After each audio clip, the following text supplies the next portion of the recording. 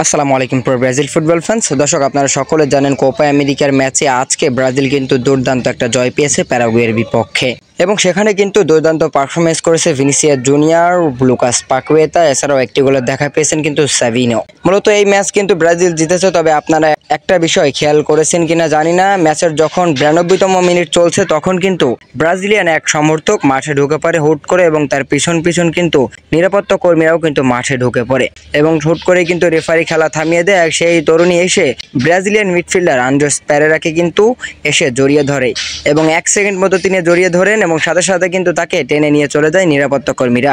উল্লেখযোগ্য, এর আগে কিন্তু কনমেবল কোপা আমেরিকা শুরু হওয়ার আগে কিন্তু একটি সিদ্ধান্ত নিয়েছিল যে এবারের কোপা আমেরিকার ম্যাচ চলাকালীন সময়ে কোনো সমর্থক যদি মাঠে প্রবেশ করে তাকে 6 মাসের জন্য জেল দেওয়া হবে। তবে ব্রাজিলিয়ান এই তরুণীর এখন কি হবে এখনও এই বিষয়টি নিশ্চিত হওয়া যায়নি। তবে এখন দেখা যাক কনমেবল কি সিদ্ধান্ত নেয়। যদি কনমেবল কোনো বড় অথবা ভয়ানক সিদ্ধান্ত নেয়, অবশ্যই সিবিএফ কিন্তু পাশে দাঁড়াবে ব্রাজিলিয়ান সমর্থকের, কেননা সমর্থকদের পাশে সবসময় থাকে সিবিএফ এবং থাকবে।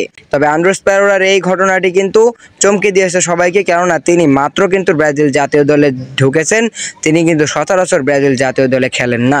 তবে তার সাথে এরকম কাণ্ড ঘটে যাওয়া অপ্রত্যাশিতই ছিল, যে বিষয়টি দেখে কিন্তু রীতিমতো স্তব্ধ হয়ে গিয়েছিল পুরো গ্যালারি।